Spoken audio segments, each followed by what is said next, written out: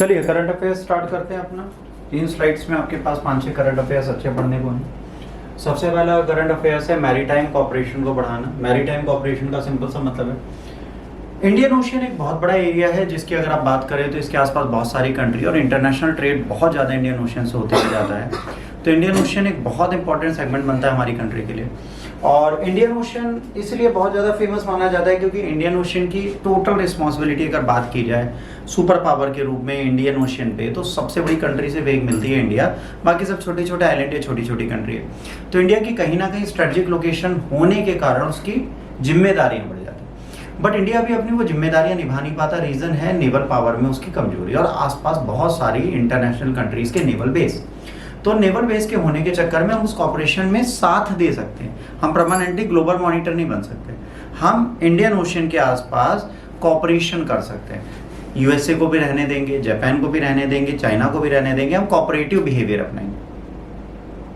भाई ये मेरा घर है, सामने रोड है, रोड पे 12 लोग तंबू लगा के रहने लगे। रोड तो मेरी नहीं है, इंटरनेशनल वाटर मेरा नहीं है, वहां कोई रह रहा हूं, मैं मना नहीं कर सकता। बट मैं उनके साथ सामंजस्य स्थापित कर सकता हूँ, मैं उनसे बात कर सकता हूँ, उनको प्रेम भावना से ला सकता हूँ कि भैया आप क्या आज चाय पीएंगे, कल आप क्या पियेंगे, परसों आप क्या पियेंगे, दोस्ती कर लेंगे। फिर धीरे धीरे सरकाएंगे, भैया थोड़ा पीछे हो जाओ, तंबू लेके रोड है। समझाने का समय चाहिए ना। तो कॉपरेशन करने से ही चीजें होती हैं। तो अब यहाँ पर क्या है, Indian ocean naval symposium recently hosted emerging leaders panel discussion in Southern Naval Command Kochi, initiated by the Indian Navy. IONS's voluntary forum aimed to enhancing maritime cooperation with navies of 36 littoral states in the Indian Ocean region. This provided an open and inclusive platform for discussing regionally relevant maritime issues, fostering mutual understanding and promoting security. कितने 36 states, छोटे छोटे islands हैं जहाँ की navy के साथ मिलकर हम लोग काम करते हैं ताकि हम इंडियन ओशियन को सिक्योर कर पाएं। Geographical 36 lateral state are grouped into 4 slab. पहले साउथ एशियन, फिर वेस्ट एशियन, फिर ईस्ट अफ्रीकन, फिर South East Asian and Australian. 4 भागों में इनको बांट दिया गया है। सबसे पहला है साउथ एशियन, दूसरा वेस्ट एशियन, तीसरा ईस्ट अफ्रीकन और चौथा है south East Asian and Australian. Additionally, global powers like China, Germany, Russia participate as an observer.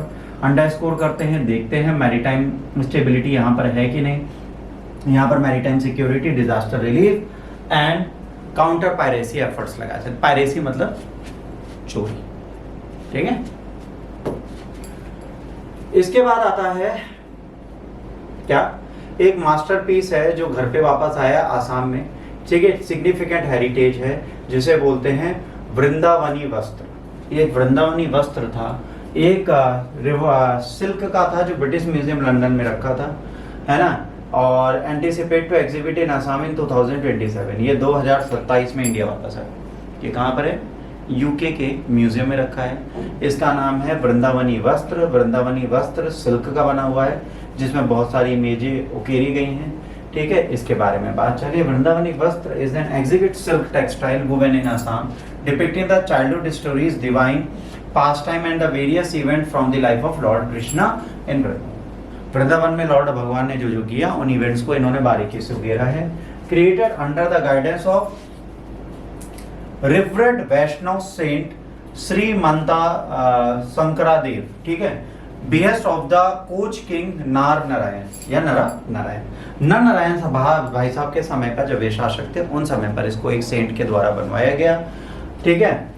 और इसके बाद this textile is a testament to Assamese weaving tradition. ये दिखाता है कि असम में कलाकारी कपड़ों पर कितनी अच्छी की जाती थी। It is a journey from Assam to Tibet. ये असम से तिब्बत की गया, फिर ये कहाँ से गया, पहले असम से तिब्बत गया, फिर तिब्बत से ब्रिटिश म्यूजियम में 1904 में पहुंच गया। Exhibit in London. ये कहाँ पर एग्जिबिट किया गया, लंदन में। Originally 15 separated pieces assemble into the 9.5 metre drive. 15 अलग अलग कपड़ों को 9.5 मीटर में एक साथ जोड़ा गया है। Symbolise the blend of diverse artistic nation and hold central importance of Assamese Vaishnavism. वैष्णव धर्म जो असम में था उसके लिए बहुत इंपॉर्टेंट टेक्स्ट है। ये छोटे छोटे टुकड़ों में था, इसको इन्होंने एक साथ बंडल अप किया है, तभी आपका वृंदावन टेक्सटाइल बना है। याद रखना, वृंदावनी वस्त्र आपसे एग्जाम में पूछा जा सकता है। स्ट्रेट क्वेश्चन यूपीएससी पीसीएस किसी भी एग्जाम में आएगा, बहुत ज्यादा परेशान मत होना। आसाम से दो चीजें और याद रखनी है। क्या याद रखनी है? पहले राजा का नाम, ठीक है, दूसरा सेंट का, श्रीमंता शंकरादेव। ये दो नाम आपको याद रखने और कुछ याद रखने की जरूरत है, ठीक, क्योंकि बाकी तो आपको दिख ही रहा है ना, यहाँ पे बड़ा बड़ा लिखा है वृंदावनी वस्त्र, वृंदावन की लॉर्ड कृष्णा की कहानी डिपिक्टेड है बस। पर वृंदावनी वस्त्र जैसे एग्जाम में आएगा आप वृंदावन समझ लो, जो नहीं पढ़ेगा वो वृंदावन समझ लेगा, वो आसाम से रिलेट ही नहीं करेगा, इसलिए करंट में पढ़ाया जाए। इसके बाद आता है understanding the purple notice. What is purple notice? Interpol जो इंटरनेशनल पुलिस है वो नोटिस, रेड नोटिस देती है, ग्रीन नोटिस देती है, पर्पल नोटिस देती है। तो आज हम बात करेंगे पर्पल नोटिस की, ठीक। तो आइए, the enforcement director recently secured an Interpol purple notice highlighting the role in combating sophisticated financial crime like trade-based money laundering. Interpol, the international criminal police organization, leverages various color code notices, facilitate informing, sharing cooperation among the 196 members. Purple notice किसके लिए लगाई जाएगी? ठीक है, ये red notice की तरह है। पर्पल नोटिस प्रोवाइड करेगी इंफॉर्मेशन मेथड और डिवाइस और कंसेलमेंट टेक्निक्स यूज होगी क्रिमिनल के लिए जो फाइनेंशियली खतरनाक हैं और ये पब्लिक की सेफ्टी के लिए थ्रेट, ठीक। इसके बाद आता है इंटरपोल रूल। फाउंड किया गया था 1923 में, एक ट्रेडिशनल पुलिस फोर्स नहीं है, ठीक है, ये किसी को अरेस्ट नहीं कर सकती। It serve as the viral information sharing network जो नेशनल पुलिस फोर्स के साथ कोलैबोरेट करती है, क्राइम्स की रेंज को देखती है, ह्यूमन ट्रैफिकिंग को देखती है और टेररिज्म को देखती है और इलीगल आर्ट डीलिंग को देखती है। ये कोई पर्टिकुलर पुलिस नहीं है, हर एक स्टेट की पुलिस इसके साथ मर्ज होती है, प्रॉपर मैनर में जाती है और अपने कामों को करती है। इसके बाद other notice, Interpol issues 8 type of notices including red, yellow, blue, black, green, orange and pilot based silver notice. ये कलर आपको याद रखने, ध्यान रखिएगा, ये बेसिक कलर कोड है जो इंटरपोल डालता है। इनके रिलेटेड देखिए, red notice for arrest, yellow missing person, blue additional information, black unidentified bodies, green warnings, orange imminent threats and pilot based silver notice दी जाती है। अगर कोई दूर है तो उसके लिए सिल्वर नोटिस हम प्रोवाइड करा देते हैं। इसके बाद आता है पेरुवन अमेजोन की बात चल रही है। रिसेंटली मैस्को पिएरो ट्राइब जो थी, ठीक है, अनकॉन्ट्रैक्टेड इंडिजीनियस ग्रुप था पेरियन विलेज में, ठीक है, सिग्निफिकेंट कंसर्न था। इन्होंने एनकाउंटर किया under scores escalating pressure, losing activities हो रही है, इंक्रोचिंग हो रही है और इनकी टेरिटरीज जो रेन फॉरेस्ट में थी उनको लोग कैप्चर कर रहे हैं। अब क्या हो रहा है, ये अनटच्ड थे, इनका एक एरिया होगा पूरा, उस एरिया को आज लोग कैप्चर कर रहे हैं। जैसे मान लो मेरा इतना बड़ा एरिया है, ठीक है, कहीं पर भी मेरा एक बहुत बड़ा सा एरिया है, मान लो मेरे पास इतना बड़ा एरिया है, इतना बड़ा एरिया, अब धीरे धीरे लोग इंक्रोच कर दे, फिर मेरे पास इतना बचे, फिर इंक्रोच कर दे, फिर इतना बचे। हो सकता है पर बाबा यहाँ दफनाए गए हों, तो ये ट्राइब इमोशनली सेंटिमेंट में रोएगी नहीं कि मेरे पर बाबा की जमीन इंसान होनी चाहिए। तो ये इंक्रोचमेंट होने लगा, ये बहुत बड़ी प्रॉब्लम होती है किसी भी ट्राइब के लिए, क्योंकि ट्राइब किसी के जमीन पे नहीं आती तो उनकी जमीन पे भी किसी को नहीं आना चाहिए। Mashco Piro known as the Cujareno people और Nomole are nomadic hunters gatherers inhabiting remote regions of the Amazon near the Peru, Brazil and Bolivia border। तो याद रखना, पेरू, ब्राजील एंड बोलिविया के जो बॉर्डर्स हैं उसमें रहते हैं। They are believe to have sought refuges in jungle depth during the brutal Amazon rubber boom in late 80s। जब 1800 में रबड़ का बूम हुआ था तो ये और डीप जंगल में चले गए थे, बट उन्होंने उस जगह को वहां पे छोड़ा नहीं था। Their nomadic lifestyles involve moving between palm leaf huts along the ली पेटिस रिवर्स डीपर फॉरेस्ट, उन्हीं पर ये डिपेंड करते हैं। पेरू गवर्नमेंट ने प्रोहिबिट्स किया है, इनसे कोई भी बात नहीं करेगा ताकि इम्यूनिटी इनकी है नहीं, ये बीमार ना पड़े और इनको कोई प्रॉब्लम ना है। इनकी सेफ्टी के लिए हम लोग कोशिश कर रहे हैं, लोग कोशिश करते हैं, बट जानते हैं अमेजोन रेन फॉरेस्ट बहुत ज़्यादा लोगों को अट्रैक्ट करता है, लोग वहाँ जाते हैं टूरिस्ट की तरह, फॉरेस्ट ट्रैकिंग की तरह। एक मूवी आपने देखी होगी एनाकोंडा, एनाकोंडा की पूरी शूटिंग जो है अमेजोन रेन फॉरेस्ट की, तो सोचिए कितना खतरनाक जंगल होगा। इवन आपने वो भी देखी होगी जो डायनासोर की मूवीज बनती हैं, जुरासिक पार्क वगैरह, वो सब अमेजोन रेन फॉरेस्ट की ही शूटिंग होती है। तो ये सब चीजें जो है कहीं ना कहीं रोल प्ले करती है। अब तो एनिमेशन आ गया, अब तो जरूरत ही नहीं है। इसके बाद tiny organism and global impact. Recent India international research ने एक जानवर पाया है या एनिमल पाया है जिसको बोलते हैं क्लाइमेकोनिस हेट्रोपोलरिस, ठीक है। डायमोटिस जो है ये सिंगल कॉल्ड एल्गी है जो बेडरॉक में एक्वेटिक फूड चेन में पाया जाता है और एक बहुत इंपॉर्टेंट रोल प्ले करता है ग्लोबल इकोसिस्टम में। माइक्रोसोवा भी पावर हाउस है, ये जहां पर पाया जाता है एक्वेटिक हैबिटेट्स वहां पे बहुत होते हैं। और साइकोफ्लेक्टोन इसके लिए इंपॉर्टेंट है। सेल वॉल इसकी बनी होती है, ट्रांसपेरेंट होता है, ओपेलाइन सिलिका होती है, फीचरिंग है, ठीक है क्या, intricate and the distinctive patterns इसमें पाए जाते हैं। न्यूट्रिशन एब्जॉर्बर्स करता है और वेस्ट डिस्पोजल में हेल्प करता है।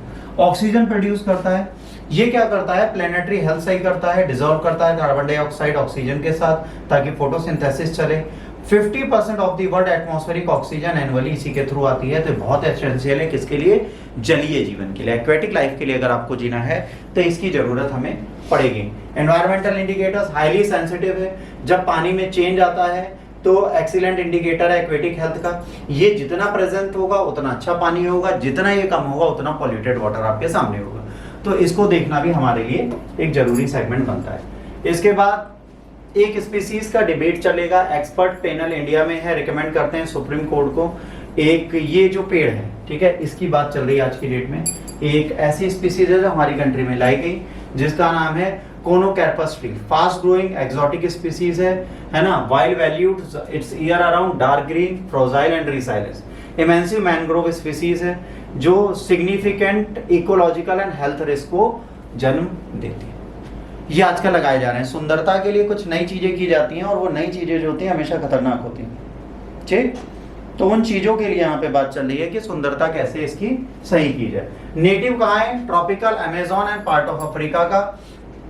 कोनोकैर्पस ट्री है जो फ्लरिश होता है arid coastal district of India के, जैसे गुजरात, कच्छ। एक्सट्रीम एडॉप्टेबिलिटी है जो हार्श सैलाइन कंडीशन में चल सकता है, बट नेटिव इकोसिस्टम के कॉस्ट पे, मतलब जो वहां के नेटिव प्लांट्स हैं उनको खत्म कर देगा। The tree aggressive water absorption threatens ground water level. हमारी कंट्री में आज तक जितने पेड़ आए उनकी समस्या क्या है, वो पानी बहुत पीते हैं, ग्राउंड वाटर लेवल पे वो अपनी चीजें और खराब करते हैं, अच्छी नहीं करते, तो ये एक प्रॉब्लम यहाँ पर है। तो इसको भी रिस्क माना जाता है और ये कहा जाता है अगर ये ज्यादा रहा तो हॉट और ड्राई क्लाइमेट्स हमारी कंट्री में बढ़ते चले जाएंगे। इसके बाद AI for tribal language preservation, जो ट्राइब्स हैं उनकी जो भाषा है उसको प्रिजर्व करने के लिए भी आर्टिफिशियल इंटेलिजेंस की जरूरत है। Ministry of tribal affairs government of India के अंदर एक बीटा वर्जन आदिवानी, पहला AI पावर ट्रांसलेटर डाला गया है ट्राइबल लैंग्वेज का। याद रखना आदिवानी किसके लिए डाला गया है, एक ट्राइबल लैंग्वेज की कैलकुलेशन के लिए डाला गया है और किसी काम के लिए नहीं डाला गया, ठीक है। तो इसको क्या बोलते हैं, इसको बोलते हैं आदिवानी। क्या बोलते हैं बच्चों, आदिवानी, ठीक। अभी आदिवाणी क्या कर रहा है, ये आदिवाणी एक प्रॉपर मैनर में लैंग्वेजेस को समझ रहा है, ठीक है। तो डेवलप किया किसने, जनजातीय गौरव वर्ष इनिशिएटिव ने आदिवाणी को किया है, ठीक है। कम्युनिटी पार्टिसिपेशन है इसमें, प्रमोट करना, रिवाइटलाइज करना इंडिया के रिच लिंग्विस्टिक हेरिटेज को। कम्युनिटी इंटीग्रेशन होगा, सपोर्ट किया जाएगा डिजिटल लिटरेसी को, हेल्थ केयर कम्युनिकेशन को, सिविक इंक्लूजन को। रियल टाइम ट्रांसलेशन होगा, हिंदी इंग्लिश या ट्राइबल लैंग्वेज में इंटरेक्टिव लैंग्वेज लर्निंग होगी स्टूडेंट्स के लिए, जो बच्चे हैं वो से सीखें। इसके बाद डिजिटल प्रिजर्वेशन होगा फोकलोर और ओरल ट्रेडिशन का, जो उनकी फोक आर्ट्स है उनको और जो उनकी ओरल ट्रेडिशन है उनको समझने में हमें हेल्प मिलेगी। आज आप ट्राइब के पास जाओ तो आपको कुछ नहीं पता, ठीक है, आपको कोई भी चीजें, हमें आइडिया ही नहीं है, यहीं पे हमें चीजें नहीं पता तो प्रॉब्लम होगी। इसके बाद collaborative development led by IIT Delhi and the consortium including bits Pilani triple IIT Hyderabad, triple IIT नवा रायपुर, इन सब ने इसके साथ मिलकर कार्य किया है और इसका सेंसिटिव डेवलपमेंट प्रॉपर मैनर में कराया है, ठीक। आज हमने जो पढ़ा वो ये सारी चीजें थी आपके सामने लिखी हैं। ये पहले करंट अफेयर्स के स्लाइड में 6 चीजें हमने पढ़ी। इसमें कोई भी डाउट है तो आप पूछ लीजिए, फिर चलते हैं अगले लेक्चर।